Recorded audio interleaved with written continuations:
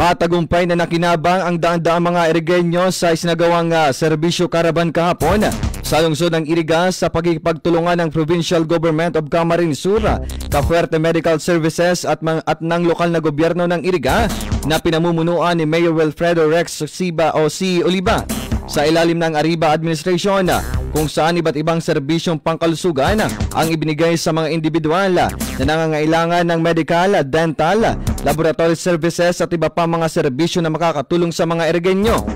Layunin ng aktibidad na ito ang maibigay sa mga nangangailangan ang mga serbisyong makakatulong sa kanilang mga karamdaman.